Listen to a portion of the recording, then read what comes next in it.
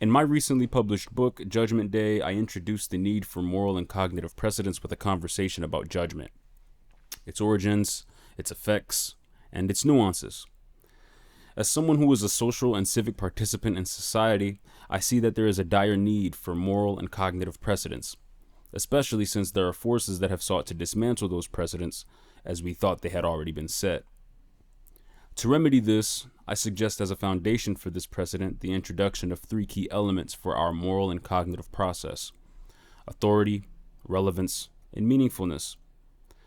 In this video, I will be discussing these three elements and how they correlate with judgment, and help you to understand how we can be more conscientious and how we can teach each other to be more conscientious in our judgment. So first and foremost, it is important to discuss why I have found it important to discuss judgment. And the primary reason that I give is the definitions given of what judgment is. What I have set upon the screen are definitions given of words like judgment and critique. And if you take a look at these Oxford definitions, you will see that they carry negative connotations. The expression of disapproval based on perceived faults or mistakes, a person who expresses an unfavorable opinion of something, who judges the merits of, expressing adverse or disapproving comments or judgments. These are dangerous definitions of the word, but in light of these definitions, it is no wonder why people are resistant to being criticized, even in areas where they directly ask for it or where negative feedback is present. It also explains the nature of our sociocultural climate in general, where people are obsessed with feeling like they are being judged, or being the judge of the various events that occur in their experience. Although humans have been around and interacting with one another for some innumerable amount of years, and able to showcase their intelligence by inventing and proving the utility of such inventions by using and innovating upon them, we are still caught up in being worried about surface-level judgments of one another. These things include gender, looks, age, sexuality, the economic structure, and things that are already created and have been justified for being there. Regardless of whether or not people are right or wrong, it is again significant to highlight that our culture simultaneously assumes the role of the victim in this realm and also claims that it has transcended caring about such surface-level judgments. My Pisces sister, R&B singer-songwriter Erykah Badu, has a phrase that people like to repeat: I'm an artist and I'm sensitive about my shit. Now keep in mind that I'm an artist and I'm sensitive about my shit. And as humorous or true as the phrase may be, it should not equate to a general unwelcoming of critique. I mean, otherwise, what is the point of sharing your work with the general public if you are not willing to take in other people's interpretations? Part of our duty as artists is to express gratitude for the multitude by sharing our art, which can be so interpreted by other people. Artists, creators of all kinds, have been a primary source of community enlightenment since time immemorial. There is a strong sensitivity that creators have to the world, if for no other reason than because they have taken in a bricolage of experiences, including personal experiences and also history and literature and other people's creations, to put together something that is hopefully digestible to others and engage them in conversation, stimulation, education, etc., and put on display the reality that we share, which is our capacity to communicate and to share the wealth of the world. But alas, the artist has experienced that they can face much resistance for expressing their observations, for engaging others in seeing and questioning the world around them because of what they see, and acknowledging the humanity that resonates within us all. This resistance has come in the form of creating limiting terms, such as elitism, fascism, homophobia, narcissism, bigotry, misogyny, and the obfuscation of the overall messages that artists may be expressing in exchange for the fragments that people use to suppress their words.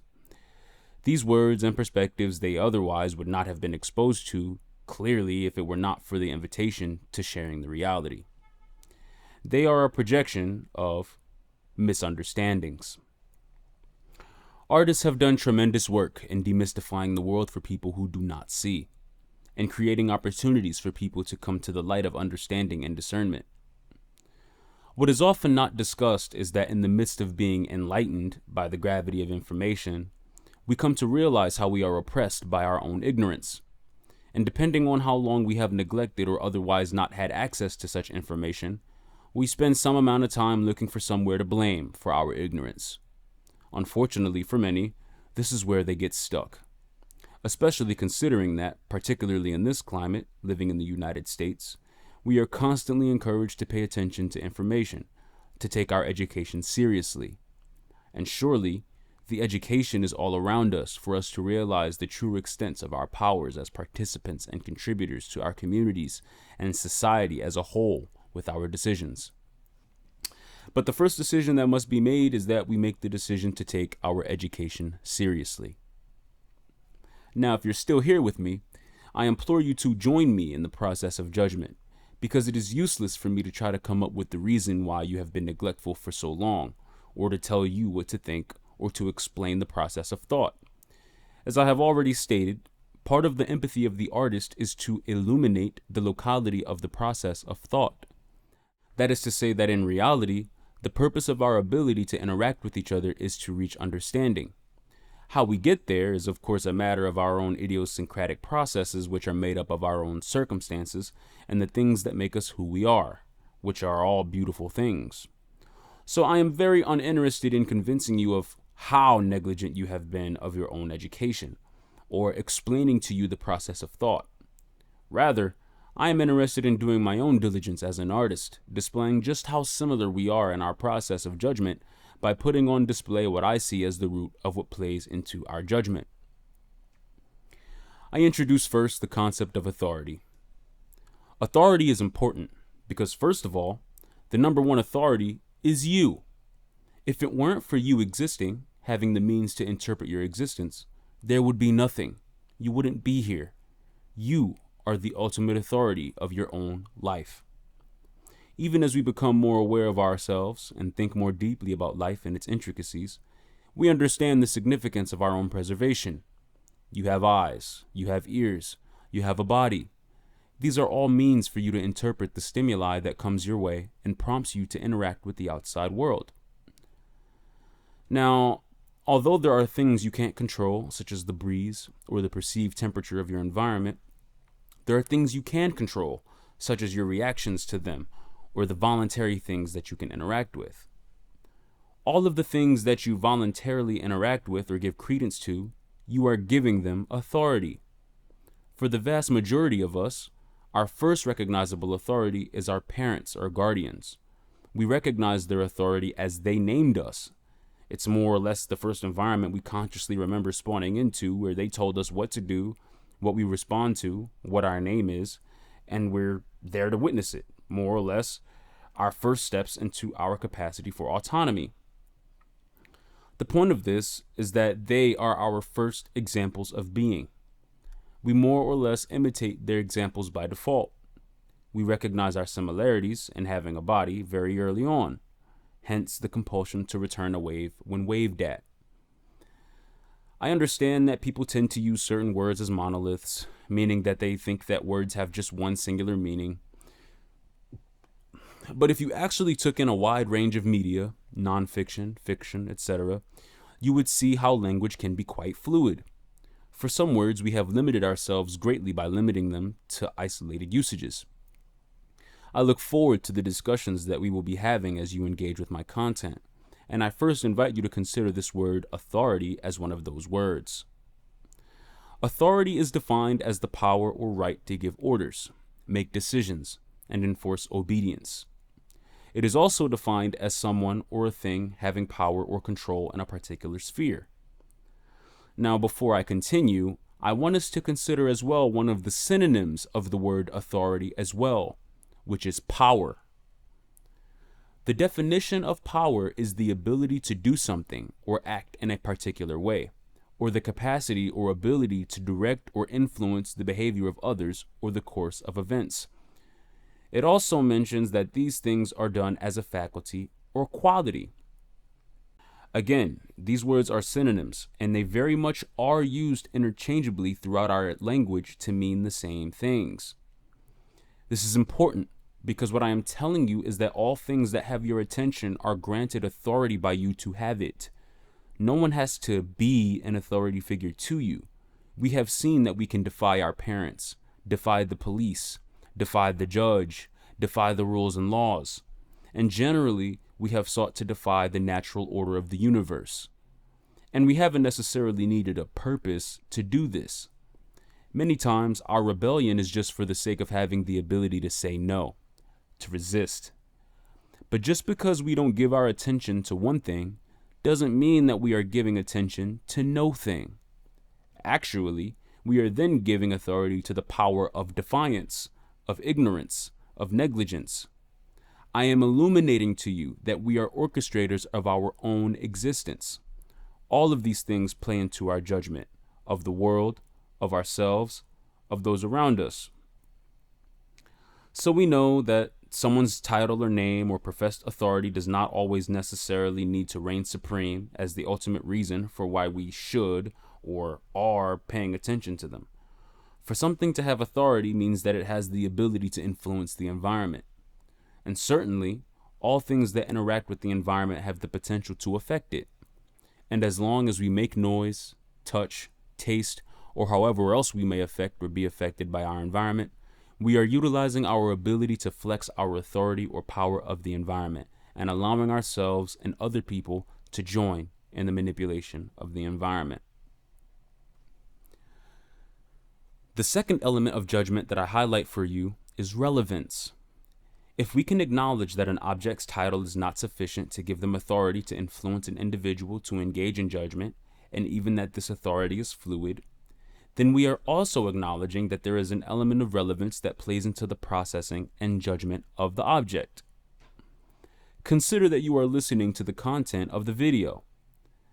At this time, you may not know who I am, but you do know that I am talking to you.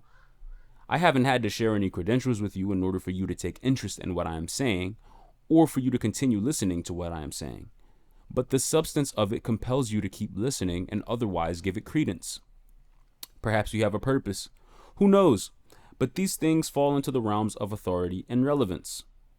Relevance is a sort of base element that underlies that authority, because it reinforces the idea that authority is fluid and fleeting. You can be my parent, but sometimes you are wrong. You can be my teacher, but sometimes you're just rambling. You can be my friend, but sometimes you treat me like an enemy. These contexts can only be perceived as so fluid by their momentary relevance. This is one of the most important parts about relevance, that it is momentary. All things are not relevant all the time. Therefore, within this, relevance is contextual. What I mean by this is that, for example, just because someone is your parent, it doesn't mean they are always right or intending to be in their hard authority position. Just because someone is a teacher, it doesn't mean everything they have to teach you is important to note or worthy of holding on to. Just because someone is your friend, it doesn't mean that every moment will be friendly, whatever that means to you. There is another piece of relevance, that more or less we have the capacity to define our own bounds of what is relevant to a context. This creates an interesting predicament, because things that are relevant to us have to make themselves known. We had to realize that we have the ability to make sounds and create language, and that there are a plethora of words to choose from. We had to realize that we have the ability to climb, walk, run, read, write, that we have a self-image. There are various things that become important to us by being exposed to them. And so in realizing that we are in a perpetually receptive state, we must bear in mind that all things have their own relevance, and thus we must have discernment. Listening is crucial. We do not determine all things that are relevant, but surely there are things that remain consistent. This we call meaningfulness. We will get to meaningfulness in just a moment, but first, it is imperative that I illuminate three main objects of relevance that people have realized are perpetually important to others and use them in the course of trying to influence their judgment. These three objects of relevance are our mortality, sex, and material. I start with mortality as the first object of relevance because it is not only used as a first resort, but a last resort as an instrument of force to control people. As enjoyable as life is, it is also apparent that life can be very uncomfortable. Actually, we are all bound to learn about the limitations of our mortality from very young ages. We lose family members, we lose people around us, and we also experience pain for ourselves. It is a plain reality. Life is not all candy and peekaboo and smiles and pretty colors. The experience is diverse, the experience is varied, and we are not in control of everything that we experience. In lieu of the power of this realization, oppressors whose authority they cannot immediately assume may at some point reach for their capacity to use violence and the gravity of people's mortality to impose themselves on others. What is fortunate is that the longer we live, the more opportunities we have to understand that we are bound to endure the trials and tribulations of life, which help us to create a distance between the reality of our mortality and the reality of our capacity for action. What this has done is it has created, as a social precedent, an example that says that we should not be afraid of death. Philosophies like Christianity and nihilism highlight this precedent directly. Therefore, oppressors have had to find other ways to create relevance for people beyond their mortality. As I have previously stated, life is full of things to experience. There are spectra by which things can be experienced. In the same way that we can be affected in ways to bring us down, we can also be affected in ways to lift us up. With death at the extreme of the former, I offer sex as the extreme of the latter. Now, there is a reason why I diametrically oppose death and sex as extremes. That reason is because both sexual spiritedness and the spirit of mortality are carnal desires.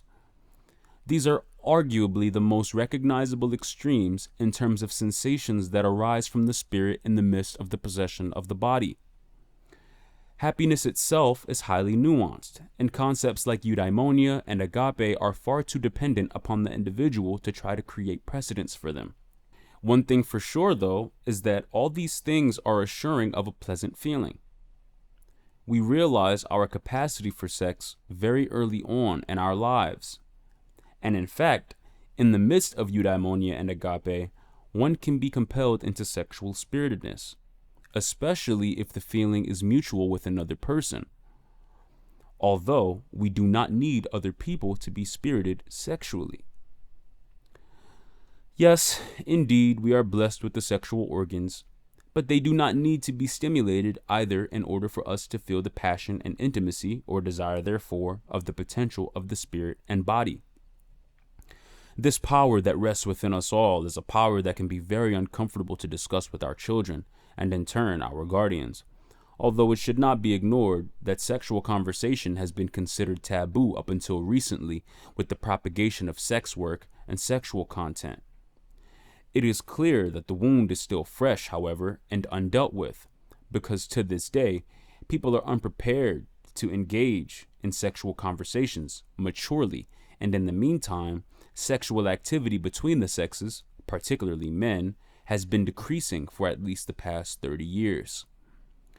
This has caused many men and people in general to lower their thresholds for sexual satisfaction.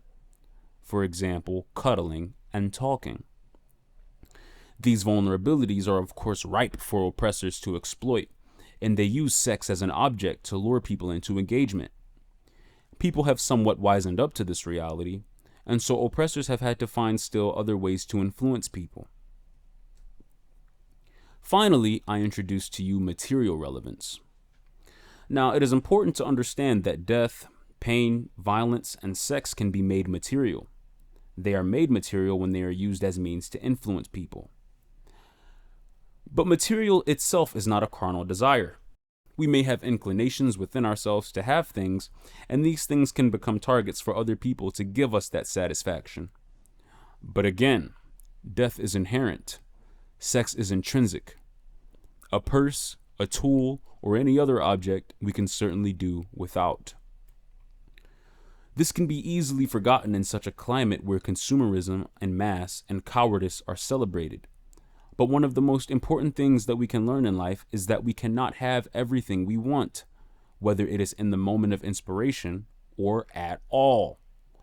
This is not just a reality of being told yes or no by a beholder of the object, but of the nature of resources and life itself. What's hilarious is that of all three of these objects of relevance, this is easily the most reachable. The gift is a powerful tool. Communication itself is a powerful tool. The objects of relevance, particularly material, has such a strong ability to show us that we are still our infant selves, just larger and hopefully better equipped to express ourselves. And this is perhaps the most important piece. As we grow, we increase in our sophistication. At the end of the day, the reason for this is because of the two primary factors of our existence: exposures and time. Although time is a construct, which I will detail in a future video, it is apparent that with these bodies we have been blessed with, we are placed in a perpetual position to interpret. The eyes see, the ears hear, the nose smells, the tongue tastes, the body feels, and the interpretation has even more nuances than these. And we come to realize these things as we continue to be exposed to things. Perhaps, if all of life was about receiving, it would be simple to concede to the idea that we are just backseat passengers on the ride of life. But we very quickly realize that we have the capacity to also take action on our reality. Life is not just a movie that plays back to us in the way that it plays back to us, although this is also a very beautiful thing to think about. We do have the ability to act on it. And what is interesting is that because of some people's recognition of this fact, they seek to impede upon others' experiences to intercept their ability to take action for their own personal gain and use. The reality, however, is that they are still people too. And no matter what, we are all forced to deal with the reality that we have the ability to take control. We have called this thing that brings us to our points of realization time, because surely we are not always conscious of the capacity of our autonomy. One of the most significant things about my message is the importance of this relationship. My objective is to make the most of what I am exposing you to, especially since you are taking the time to be exposed to it. It is irrefutable that our constant exposures to things is an acknowledgement of reaching understanding, an understanding that realizes the nature of what it means to be human and all the things that go along with it. To discredit this relationship is to discredit your own life. We literally unite based off of this base level principle. Those with ears, let them hear.